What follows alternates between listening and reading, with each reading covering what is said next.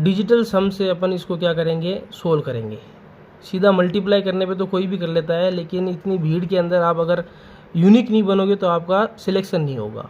पूरे all over India में 3000 बच्चों को सिलेक्शन होता है सैनिक स्कूल में, तो आपको कुछ हटके काम करना पड़ेगा तभी जाके आपका कुछ सिलेक्शन होगा, प्लस आपका टाइम पे पेपर हो जाएगा।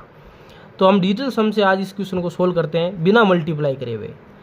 डिजिटल सम का क्या लॉजिक होता है, कोई भी जैसे कि 2 नंबर है, ये आपका नंबर हो गया, इस नंबर का किसी के साथ में मल्टीप्लाई करना है मान लो, तो आप क्या करोगे, इन नंबर को जोड़ोगे और जब 9 बन जाएगा तो 9 को कैंसिल कर देते हैं और उसके बाद में आगे और जोड़ते रहते हैं। जैसे इसमें जोड़ने पे कितना आया 8, और 8 और 8 कितना हो गया 16। 16 का डिजिटल सम कितना हो गया 6, और 1 को वापस जोड़ो, मतलब सिंगल डिजिट पे लेके आना है सब, जो भी जितना भी आपका जुड़ने के बाद में आंसर आ रहा है वो सिंगल डिजिट में लास्ट में आना चाहिए। तो इसका डिजिटल सम कितना हो गया 7। 7 को मल्टीप्लाई 1 से करेंगे तो आपका डिजिटल सम कितना आएगा 7।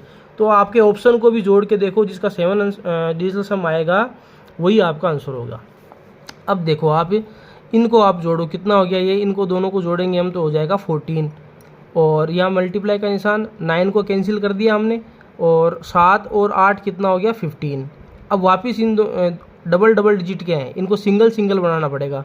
ये हो जाएगा 5 और ये हो जाएगा 6, तो इनको हो जाएगा, अब इनको मल्टीप्लाई कर दो, आपका आया आंसर 30। 30 का वापस इनको आपस में जोड़ोगे तो आपका आंसर आया 3, मतलब 3 को और 0 को जोड़ोगे तो 3 आएगा।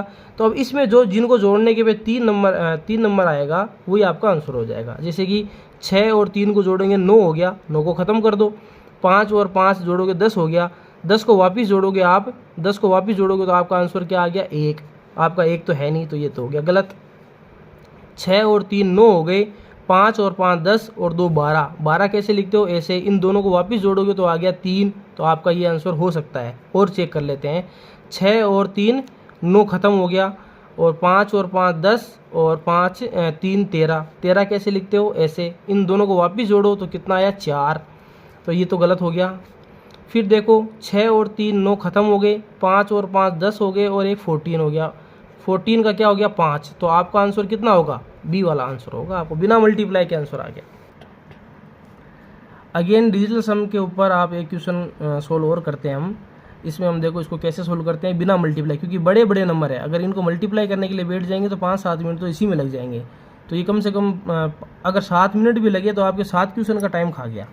अब देखो 9 ख़त्म करो, 6 और 3 9 को ख़त्म करो, ये 9 ख़त्म हो गया, और कहीं 9 बन नहीं रहा है तो छोड़ो। 7 और 6 कितना हो गया 13। 13 का वापस जोड़ेंगे तो कितना हो जाएगा 4, तो यहाँ पे हो गया 4। इसको जोड़, यहाँ पे कितना था 4 नहीं आएगा, यहाँ पे 4, ये हो गया 13 का 4 हो गया, और यहाँ पे 2 बचा हुआ था, तो यहाँ पे मल्टीप्लाई का निशान है, मल्टीप्लाई लगा के 2 हो गया, प्लस लगाओ। और 7 और 6 कितना हो गया 13, मल्टीप्लाई का निशान लगाओ 10 और 14 का कितना हो जाएगा 5, ठीक है, प्लस का 100, तो ये आपका 100 लिख दो यहाँ पे, ठीक है। इनको मल्टीप्लाई करने पे कितना आएगा 8, इनको मल्टीप्लाई करने पे कितना आएगा 65। 65 का कितना होता है 11, प्लस 11 और प्लस का 100, ठीक है। अब आप देखो 8 और 11 कितना हो गया 19, और 100 इसमें जोड़ेंगे तो आपका कितना आएगा 119। इनको जोड़ेंगे तो कितना आ जाएगा आपको, आपस में इनको जोड़ो, 1 और 1 2, और 9 और 2 कितना होता है 11। 11 को आपस में वापस जोड़ोगे तो आपका नंबर आ गया 2। अब इनको जोड़ने पे जिसका 2 आएगा वो आपका आंसर होगा। जैसे कि इसमें जोड़ के देखते हैं हम, ये कितना हो गया 10 8 18, 18 और 8 कितना हो गया 26, 26 और 6 कितने हो गए 32, 32, 32 और 7 कितने हो गए 39। अब 39 को जोड़ेंगे वापस हम, 39 कैसे लिखते हैं, ऐसे लिखते हैं, इनको जोड़ेंगे तो 12 आ जाएगा, 12 का वापस कितना आ जाएगा 3, लेकिन आपका आंसर कितना आया था 2, तो ये आपका गलत हो गया।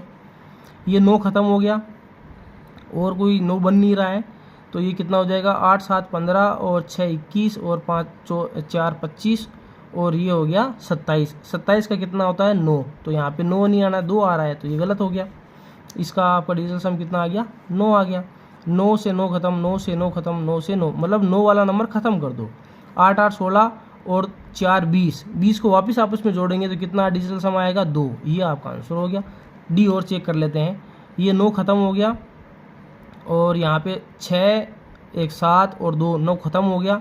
8 और 4 कितने होते हैं 12, 12 कैसे लिखते हो, 1 और 2 ऐसे इनको वापिस जोड़ेंगे तो कितना आएगा 3, तो ये आपका खत्म हो गया। तो आपका देखो बिना मल्टीप्लाई के सीधा आंसर आ गया। एक क्वेश्चन है जैसे कि एक वस्तु का अंकित मूल्य का मतलब मार्क प्राइस MP इतना है और CP, इन दोनों का अनुपात दिया हुआ है 5 और 3। तो आप CP का और MP का, CP कितना है 3, तो यहाँ पे 3 लिख दो, MP कितना है 5, तो 5 लिख दो। हमने थोड़ा उल्टा लिख दिया, थोड़ा समझने में आसानी होगी। यदि वस्तु का MP दिया हुआ है 3113, ठीक है, ये आपको यहाँ पे लिख लो साइड में, MP कितना दिया हुआ है 3113, ठीक है। दुकानदार MP पर 2 छूट देता है, डिस्काउंट दे दिया, कस्टमर जानकारी मिल गया। पहली छूट तो दे दी 25% की, दूसरी छूट दे दी 10% की। इसके बाद में दुकानदार को फ़ायदा हुआ या नुकसान हुआ वो आपको निकालना है। तो देखो 25% का अगर आप फ्रैक्शन वैल्यू निकालोगे तो 25% कितना होता है 1/4। अब 1/4 कैसे आया, 25% को हटाओगे तो 100, 25 की टेबल से काटो एक बार, 25 की टेबल से काटो 4 बार, ऐसे आएगा, ठीक है। और यहाँ पे 10% का फ्रैक्शन वैल्यू कितना होता है, 10% का 10/100, 1 0 से 1 0 खत्म, 1/10। 1/10 का मतलब क्या होता है, ये सब 1/10 आपका ये फ्रैक्शन वैल्यू हो गई। तो पहली छूट कितनी मिली 1/4, मतलब 4 रुपये पे 1 की छूट मिल गई। तो जो चीज़ 4 रुपये की थी वो चीज़ कितने की वहाँ पे मिलेगी आपको 3 रुपये में मिलेगी। दूसरी छूट कितनी मिली 1/10 की मिली, तो जो चीज़ 10 रुपये की थी वो आपको मिलेगी 9 रुपये की मिलेगी, ठीक है। अब देखो आपस में यहाँ पे दोनों तरफ अगर कुछ कट रहा है आपस में तो उनको काट दो। जैसे कि 5 की टेबल से आप 10 को काट सकते हो 2 बार, 3 से 3 पूरा कट गया, अब बाकी कोई कट नहीं रहा है, ठीक है, कोई बात नहीं। अब इनको आपस में जो बच गया उनको मल्टीप्लाई कर दो, ये 2 और 4 को मल्टीप्लाई करोगे तो 8 आएगा, ये यहाँ पे हो गया, ऊपर कुछ है नहीं तो 9 का 9 हो जाएगा, ठीक है। आपका मतलब क्या हुआ, 8 रुपये की चीज़ आपने कितने रुपये में बेच दी, 9 रुपये में बेच दी। तो मतलब 1 रुपये का फ़ायदा हुआ, कितने रुपये का फ़ायदा हुआ, 1 रुपये का फ़ायदा हुआ। 1 रुपये का फ़ायदा हुआ कितने रुपये पे, CP कितना था आपका 8 रुपये। हमेशा जो भी नुकसान होता है, जो भी फ़ायदा होता है वो हमेशा